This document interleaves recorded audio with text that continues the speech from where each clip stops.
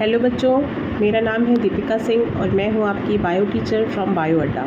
बेटा आज का हमारा टॉपिक है न्यूक्लियस। ठीक है, ये फंडामेंटल यूनिट ऑफ लाइफ में टॉपिक हम लोग जो क्लियर कर रहे थे चैप्टर, इसमें सेल वैक्यूल्स के अंदर ये टॉपिक है न्यूक्लियस कि सेल में न्यूक्लियस का पोजीशन कहाँ पर होती है, ठीक है, और किन कंपोनेंट से मिलकर ये न्यूक्लियस बना होता है, इसका क्या फंक्शन होता है, ये किस तरीके से सेल में हेल्प करता है, ठीक है, सेल बॉडी में। ये सारी चीज़ें हम इस टॉपिक के अंदर क्लियर करेंगे। ठीक है, तो चलिए इसको शुरू करते हैं। अगर वीडियो अच्छा लगे, समझ में आए तो लाइक, सब्सक्राइब, शेयर ज़रूर करना और कमेंट करके बताना वीडियो कैसा लगा। तो चलिए शुरू करते हैं। हेलो बच्चों, आज का टॉपिक है हमारा न्यूक्लियस। ठीक है, और जो आप ये स्ट्रक्चर देख रहे हो ये भी एक न्यूक्लियस का है। ठीक है, ये दिखाई तो बहुत बड़ा दे रहा है लेकिन ये इतना बड़ा एक्चुअल में होता नहीं है, होता तो ये बहुत छोटा सा है। ठीक है, बहुत सारे सेल्स होते हैं ना छोटे छोटे मिलकर जो हमारी पूरी बॉडी को बनाते हैं, तो उन सेल्स के अंदर एक ये पार्ट होता है। ठीक है, न्यूक्लियस। इसमें बहुत सारे आप लेबलिंग देख रहे हो। ठीक है, बहुत सारे पार्ट हैं इसमें, अभी आपको समझ में नहीं आ रहे होंगे लेकिन अभी अभी हम लोग इसको धीरे धीरे पढ़ेंगे और आपको ये सारी चीज़ें क्लियर हो जाएगी। तो चलिए सबसे पहले हम देखते हैं जो ये न्यूक्लियस है ये किन चीज़ों का मिलकर बना होता है। ठीक है, इनके पार्ट कौन कौन से होते हैं। ठीक, तो पहला कौन सा होता है बेटा, देखो पहला होता है, इसको कहते हैं सेलुलर कंपोनेंट। ठीक है, अब सेलुलर कंपोनेंट क्यों कहते हैं, सेलुलर कंपोनेंट इसको इसलिए कहते हैं न्यूक्लियस को क्योंकि ये जो सेल का एक कंपोनेंट होता है। ठीक है, इसीलिए इसको एक सेलुलर कंपोनेंट कहा जाता है न्यूक्लियस को। ठीक है, पहला पॉइंट क्लियर हो गया कि इसको सेलुलर कंपोनेंट क्यों कहते हैं। अब दूसरा है ये सेंट्रली लोकेटेड। हाँ बिल्कुल, देखिए डायग्राम में आप जो ये न्यूक्लियस होता है, यहाँ पर मान लीजिए ये एक सेल बॉडी है। ठीक है, और ये कहाँ पर प्रेजेंट होता है, ये सेंटर में प्रेजेंट होता है, क्या, न्यूक्लियस। ठीक है, एक सेल बॉडी है, ये सेल है एक, और सेल के सेंटर में ये प्रेजेंट होता है न्यूक्लियस। ठीक है, इसलिए इसको क्या बोला गया कि ये सेंट्रली लोकेटेड होता है। ठीक है, ये बात क्लियर हो गई। चलिए उसके बाद थर्ड पॉइंट क्या है हमारा, लार्ज इन साइज़। बिल्कुल, जो ये न्यूक्लियस होता है ये सेल में सबसे लार्जेस्ट पार्ट होता है। ठीक है, साइज़ में भी ये बड़ा होता है, इसलिए थर्ड पॉइंट भी क्लियर। फोर्थ पॉइंट क्या है, लार्जेस्ट सेल स्ट्रक्चर। ये बहुत इंपॉर्टेंट है, इसको स्टार मार्क भी आप कर लो क्योंकि ये पूछ सकता है कि सेल का सबसे लार्जेस्ट पार्ट क्या होता है, तो आप बोलोगे कि सेल का सबसे लार्जेस्ट पार्ट न्यूक्लियस होता है। ठीक है, क्लियर है ये बात। The largest part of cell is, cell का क्या होता है, न्यूक्लियस होता है। ठीक है, largest cell structure is nucleus. ठीक, चलिए अब इसके आगे हमें क्या देखना है, कंपोनेंट कि किन किन चीज़ों से बेटा मिलकर फॉर्मेशन होता है इनका। तो जो न्यूक्लियस होता है वो दो चीज़ों से मिलकर बना होता है। पहला कौन सा होता है, एक न्यूक्लियर एनवेलप, और दूसरा क्या होता है, न्यूक्लियोप्लाज्म। अब ये दोनों चीज़ें क्या होती है, आप सोचोगे कि न्यूक्लियर एनवेलप और न्यूक्लियोप्लाज्म क्या होता है, तो चलिए इसको समझते हैं। न्यूक्लियर एनवेलप किसे कहते हैं, देखिए डायग्राम, देखिए न्यूक्लियर एनवेलप का मीन्स होता है कि जो आउटर लेयर होती है न्यूक्लियस की, ये डबल लेयर्ड होती है। ठीक है, न्यूक्लियर की दो आउटर लेयर होती है। देखिए एक तो ये है, देखिए एक लेयर ये है और एक लेयर ये है। जब इन दोनों लेयर को मिलाकर हम क्या बोलते हैं, न्यूक्लियर एनवेलप बोलते हैं। ठीक है, एक लेयर को तो जैसे हम प्लाज्मा मेम्ब्रेन या सेल मेम्ब्रेन, ठीक है, ऐसे बोलते हैं, लेकिन इन दोनों लेयर को मिलाकर, न्यूक्लियस के दोनों लेयर्स को मिलाकर क्या बोला जाता है बेटा, न्यूक्लियर एनवेलप बोला जाता है। ठीक है, ये बात क्लियर है कि जो आउटर लेयर्स होती हैं ये दो लेयर की बनी हुई होती हैं और इन दोनों लेयर को मिलाकर न्यूक्लियर एनवेलप कहा जाता है। ठीक, ये बात क्लियर हो गई कि न्यूक्लियर एनवेलप किसे कहते हैं। ठीक है, अब न्यूक्लियोप्लाज्म क्या होता है बेटा, न्यूक्लियोप्लाज्म वो होता है जो कि न्यूक्लियस के अंदर एक लिक्विड भरा होता है, लिक्विड फॉर्म में होता है। जो भी मटेरियल न्यूक्लियस के अंदर होता है उसको कहते हैं न्यूक्लियोप्लाज्म। ठीक है, न्यूक्लियस के अंदर, ठीक, न्यूक्लियस के अंदर जो भी मटेरियल भरा होता है उसको क्या कहा जाता है, न्यूक्लियोप्लाज्म कहा जाता है। ये बात क्लियर हो गई आपको। चलिए अब देखते हैं हम लोग कि न्यूक्लियर जो एनवेलप होते हैं इनके क्या फंक्शन होते हैं। ठीक है, ये कैसे काम करते हैं। Composed of the two nuclear membrane, ये किसके बने होते हैं, अभी आपको बताया हमने कि ये दो न्यूक्लियर मेम्ब्रेन के मिलकर बने होते हैं। जो आउटर लेयर होती है न्यूक्लियस की डबल लेयर्ड होती है और ये उन्हीं से मिलकर बने हुए होते हैं। ठीक है, ये बात क्लियर हो गई। चलिए नेक्स्ट क्या है, कवर्स न्यूक्लियस। अब ये जो न्यूक्लियर एनवेलप होता है ये न्यूक्लियस को कवर कर लेता है। देखिए कैसे करता है, देखिए मान लीजिए ये एक हमारा सेल है, ठीक है, और सेल के अंदर क्या है, ये हमारा न्यूक्लियस है। अभी हमने बताया था। ठीक, अब जो ये न्यूक्लियस है, न्यूक्लियर एनवलप जो होता है बेटा, ये आपको हमने बताया कि ये डबल लेयर्ड होता है। ठीक है, ये जो 2 लेयर्स होती हैं इन्हीं को हम क्या बोलते हैं, इनको बोलते हैं न्यूक्लियर एनवलप, कैपिटल N और E, न्यूक्लियर एनवलप। ठीक है, अब ये क्या कह रहा है कि ये टॉपिक कह रहा है कि ये जो होता है ये न्यूक्लियस को कवर कर लेता है। हाँ बिल्कुल, क्योंकि अंदर न्यूक्लियस है और बाहर की जो ये लेयर है आउटर, ये उसको कवर कर लिए, किसको, न्यूक्लियस को। तो ठीक है, इसने न्यूक्लियस को, किसने, न्यूक्लियर एनवलप ने न्यूक्लियर को कवर कर लिया है या कवर करके रखती है, यही बोलना चाह रहा है। ठीक है, इस पॉइंट में चलिए, तो ये पॉइंट भी हमारा क्लियर हो गया। कंपोज्ड ऑफ 2 न्यूक्लियर मेम्ब्रेन्स, ठीक है, और क्या, कवर न्यूक्लियस। ठीक है, ये भी सही है। अब इसके बाद थर्ड पॉइंट हमारा क्या है, थर्ड पॉइंट है सेपरेट न्यूक्लियस एंड साइटोप्लाज्म। जो न्यूक्लियर एनवलप है ये सेपरेट करता है न्यूक्लियस को और साइटोप्लाज्म को। चलिए इसको भी देखते हैं डायग्राम में। देखिए ये हमारा क्या है, सेल था, और ये क्या है, हमारा न्यूक्लियस था, और बीच में हमारा क्या है, साइटोप्लाज्म है। पूरे में यही होता है ना सेल का स्ट्रक्चर। ये एक हमारी सेल बॉडी है और बीच में क्या है, न्यूक्लियस है डबल लेयर्ड। ठीक है, और यहाँ पर ये सब क्या है बेटा, ये है साइटोप्लाज्म। ये क्या है, साइटोप्लाज्म, और ये बीच में हमारा है न्यूक्लियस, और ये क्या है, न्यूक्लियर एनवलप है। अब क्वेश्चन में क्या रहा है, इसमें इस पॉइंट में क्या कह रहा है कि सेपरेट न्यूक्लियस एंड साइटोप्लाज्म। जो न्यूक्लियर एनवलप है ये साइटोप्लाज्म को और न्यूक्लियस को सेपरेट कर देता है। ठीक है, ध्यान से देखिए, जो न्यूक्लियर एनवलप है, जो ये वाला पार्ट है, डार्क वाला पार्ट है, ये सेपरेट कर रहा है, बिल्कुल सेपरेट कर रहा है, क्योंकि इसके अलावा तो और कोई कवरिंग ही नहीं है, कोई और चीज़ ही नहीं है जो सेपरेट करे। अंदर न्यूक्लियस है और बाहर साइटोप्लाज्म है, और बीच में क्या है, न्यूक्लियर एनवलप। तो ये न्यूक्लियर एनवलप साइटोप्लाज्म और न्यूक्लियस को सेपरेट रखता है। ठीक है, ये समझ में आ गया। चलिए नेक्स्ट पॉइंट है हमारा, pores are present called nuclear pore. चलिए इसको देखते हैं। देखिए डायग्राम में ये छोटे छोटे पोर्स आप देख रहे हैं ना, ये छोटे छोटे पोर्स, जो ये छोटे ये वाले देखा आपको, इनको क्या कहते हैं, इनको कहते हैं न्यूक्लियर पोर।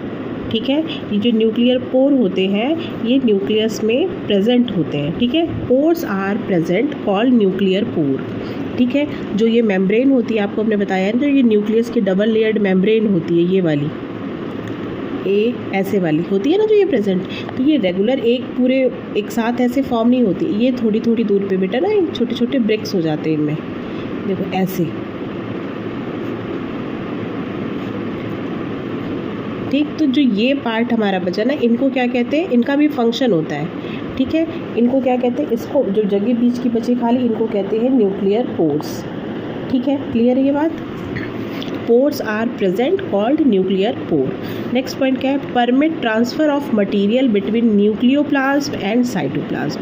न्यूक्लियोप्लाज्म भी आपको हमने बताया, जो न्यूक्लियस के अंदर लिक्विड होता है, जो भी न्यूक्लियस के अंदर लिक्विड होता है उसको क्या बोलते हैं, न्यूक्लियोप्लाज्म कहते हैं। ठीक है, और साइटोप्लाज्म, इन दोनों को जो ये permit transfer of material between nucleoplasm and cytoplasm, ये जो पोर्स होते हैं ये परमिट करते हैं, मतलब फैसिलिटेट करते हैं आने और जाने के लिए साइटोप्लाज्म में जो भी चीज़ें हैं और न्यूक्लियोप्लाज्म में जो भी चीज़ें हैं, उनको अंदर बाहर जाने के लिए एक रास्ता प्रोवाइड करते हैं, एक मीडिएटर की तरह। ठीक है, कि न्यूक्लियोप्लाज्म, जो न्यूक्लियस के अंदर जो भी मटीरियल है वो साइटोप्लाज्म में जा सके, और साइटोप्लाज्म में जो भी मटीरियल है वो न्यूक्लियोप्लाज्म तक जा सके, इन पोर्स के थ्रू। किन पोर्स के थ्रू, न्यूक्लियो पोर्स के थ्रू। ठीक है, जो ये छोटे छोटे जगह बने होते हैं ना बेटा बीच में, इनको, ठीक है, ये फैसिलिटेट करते हैं कि साइटोप्लाज्म में कोई भी मटेरियल न्यूक्लियोप्लाज्म का आ सके और न्यूक्लियोप्लाज्म के अंदर साइटोप्लाज्म के मटेरियल्स जा सके। क्लियर है ये पॉइंट, फिर से देख लीजिए, permit transfer of materials between nucleoplasm and cytoplasm. Clear है। अब इसके बाद हमें देखना है बेटा, जो ये न्यूक्लियोप्लाज्म होता है, जो ये न्यूक्लियस के अंदर जो भी मटेरियल होता है, ये भी 2 चीज़ों से मिलकर बना होता है, इनमें भी 2 चीज़ें होती हैं। ठीक है, अब वो 2 चीज़ें क्या होती हैं, चलिए उनको देखते हैं। एक तो होता है न्यूक्लियोलस, ठीक है, और दूसरा क्या होता है, क्रोमेटिन मटेरियल होते हैं। न्यूक्लियोलस होता है और क्या होता है, क्रोमेटिन मटेरियल। अब आप देखो डायग्राम में, देखो बेटा, न्यूक्लियोलस क्या है, जो ये अंदर का पार्ट हमने बताया, जो लिक्विड इसके अंदर होता है, ठीक है, न्यूक्लियस के अंदर न्यूक्लियोलस, और दूसरा क्या है क्रोमेटिन मटीरियल, ठीक है। क्रोमेटिन मटीरियल पूरे न्यूक्लियस के अंदर फैले हुए होते हैं, थ्रेड लाइक स्ट्रक्चर होते हैं, ये पूरे फैले होते हैं। अभी डिटेल इसका हम आपको दिखाते हैं। पहले हम टॉपिक क्लियर करेंगे न्यूक्लियोलस, ठीक है। न्यूक्लियोलस में क्या है बेटा, वन और मोर इन नंबर्स, ठीक है, ये एक से ज़्यादा नंबर में होते हैं, ठीक है। फिर क्या है, form protein forming centre ribosomes, इनके ही अंदर बेटा राइबोसोम्स जो कि प्रोटीन सिंथेसिस के लिए ज़रूरी होते हैं। हमें पता है प्रोटीन सिंथेसिस के लिए सबसे ज़रूरी क्या है, राइबोसोम्स, ठीक है, याद है ना आपको राइबोसोम्स। तो ये जो इसका फॉर्मेशन जो होता है राइबोसोम्स का, वो कहाँ पर होता है, न्यूक्लियोलस के अंदर होता है, ठीक है। फिर से ध्यान रखना, न्यूक्लियोलस क्या है बेटा, जो न्यूक्लियस के अंदर जो भी मटेरियल पाया जाता है लिक्विड फॉर्म में जो होता है उसको न्यूक्लियोलस कहते हैं। अच्छा, हमने आपको न्यूक्लियोलस के बारे में भी बताया नहीं, हमने केवल न्यूक्लियर एनवेलप के बारे में बताया, ठीक है। न्यूक्लियोप्लाज्म जो न्यूक्लियस के अंदर पाया जाता है, ये कैसा होता है बेटा, लिक्विड एंड ग्राउंड।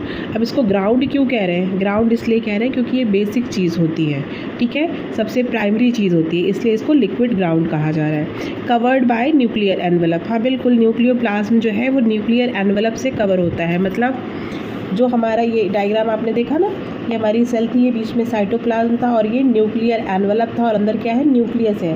तो ये पॉइंट क्या कह रहा है, कवर्ड बाय न्यूक्लियर एनवेलप, जो न्यूक्लियस के अंदर मटेरियल है, कौन सा मटेरियल, न्यूक्लियोप्लाज्म, न्यूक्लियस के अंदर जो भी मटेरियल है उसको क्या बोला, न्यूक्लियोप्लाज्म बोला, ठीक है। न्यूक्लियोप्लाज्म जो है वो कवर होता है किससे, न्यूक्लियर एनवेलप से, ध्यान है ना ये बातें।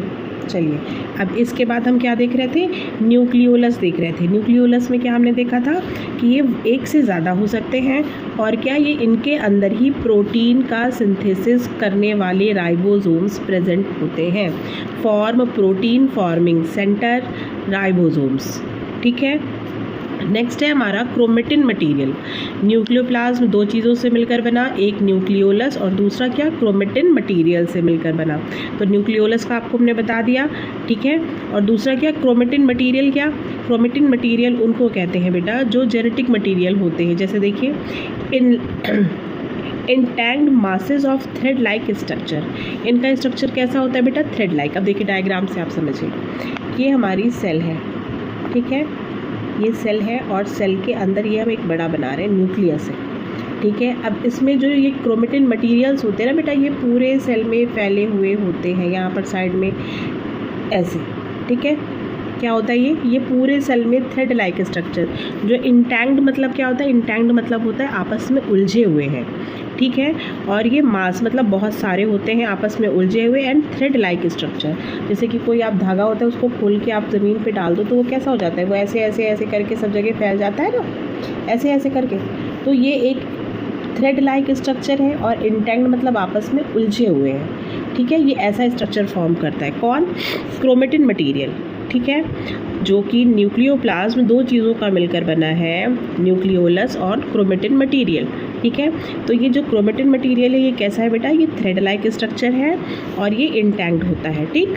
इसके बाद क्या है, during cell division chromatin material get organised into chromosome. अब इसको समझिए, अभी हमने आपको बताया कि ये बहुत ही एक उलझा हुआ इंटैंग्ड फॉर्म में रहता है, ठीक है, क्या, क्रोमेटिन मटेरियल, ठीक है। इसको क्या बोला हमने, इसको हमने बोला क्रोमेटिन मटेरियल, ठीक है। लेकिन जब सेल डिवीज़न होता है, ठीक है, तब क्या होता है, तब ये एक प्रॉपर फॉर्म में आ जाते हैं, ठीक है।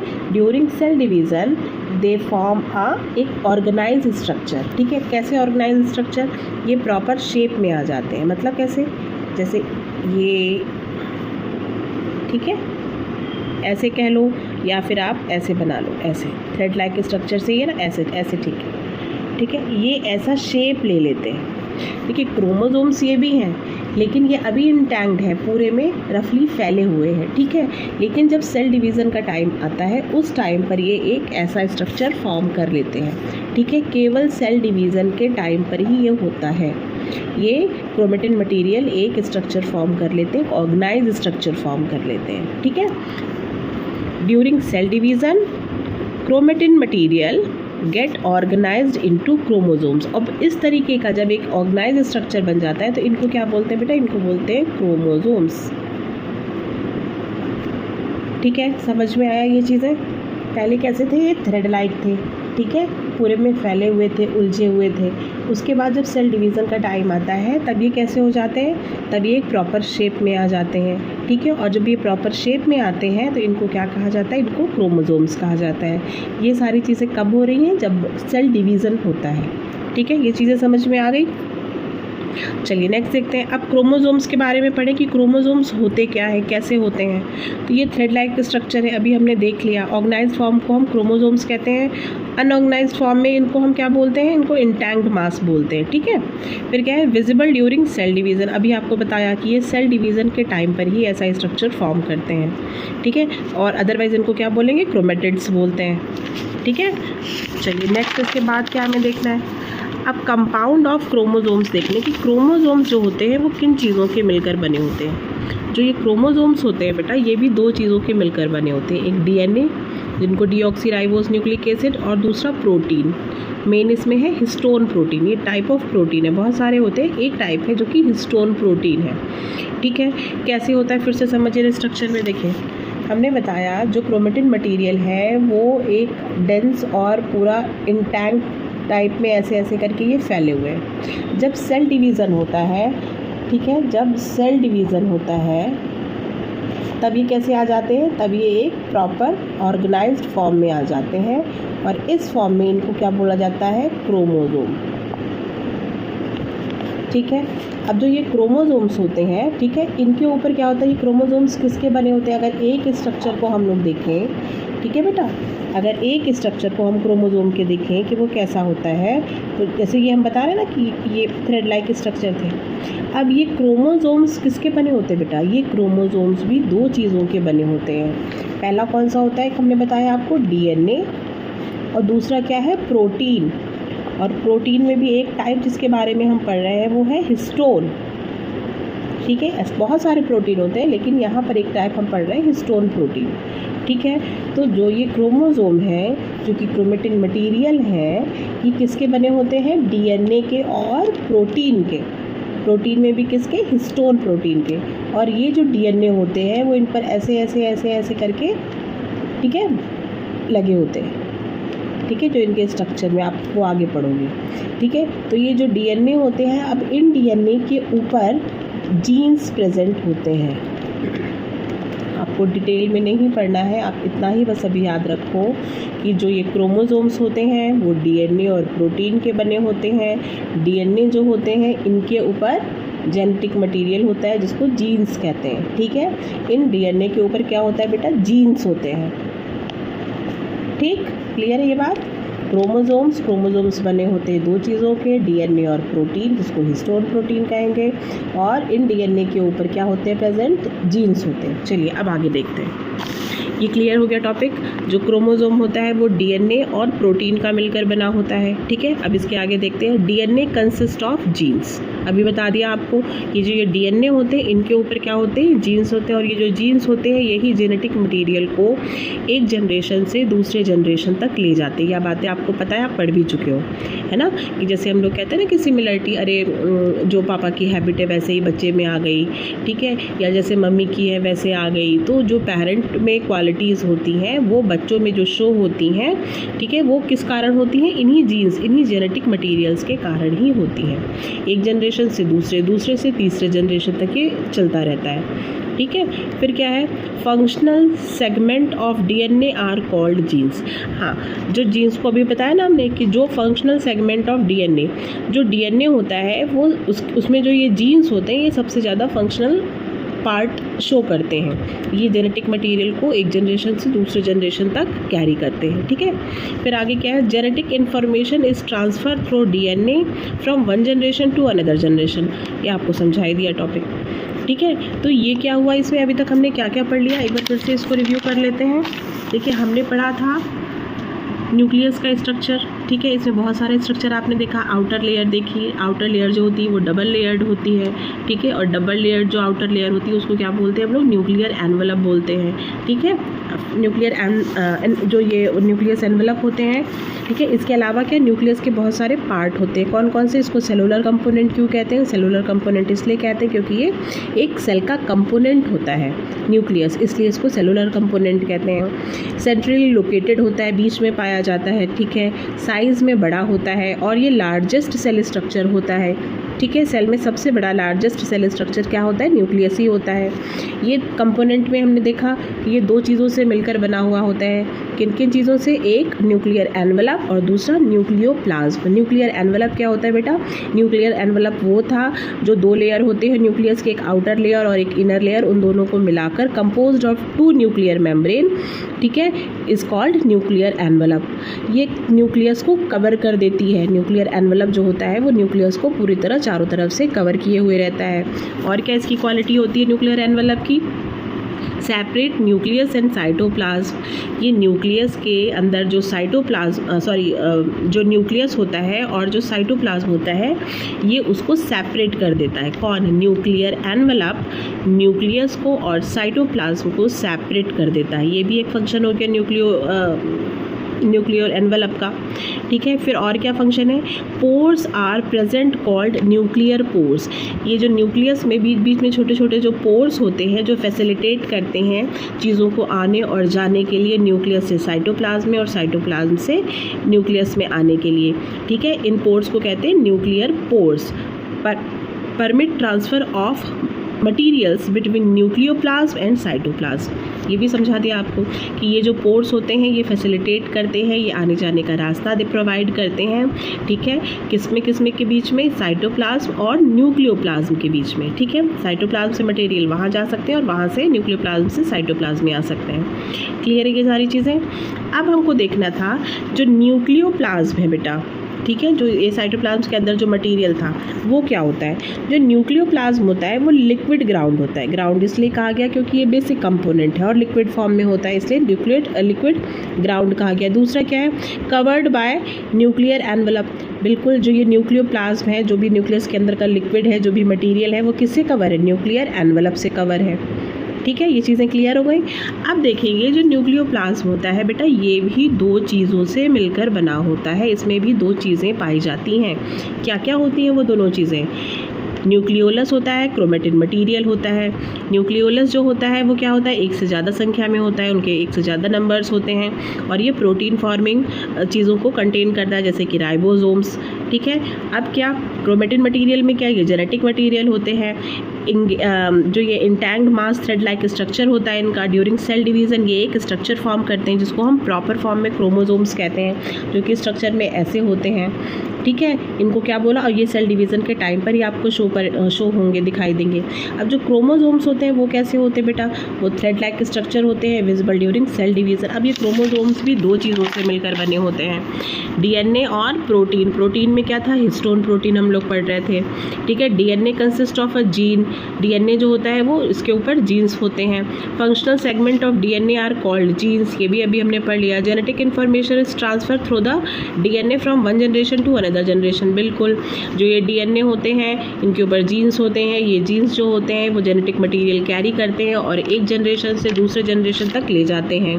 जैसे कि हम लोग मदर फादर बेटा और जैसे जो भी पेरेंट के फादर के जो कैरेक्टर्स होते हैं वो बच्चों में आते हैं, गर्ल्स में या बॉयज़ में, या मदर के जो आते हैं कैरेक्टर्स, दादा दादी के कैरेक्टर्स आते हैं। तो ये कैसे आते हैं बेटा? इन्हीं जेनेटिक मटेरियल से एक जनरेशन से दूसरे जनरेशन में जाते हैं, ठीक है। तो आज का टॉपिक इतना ही है और नेक्स्ट टॉपिक में हम लोग अब जल्दी से फिर से मिलेंगे।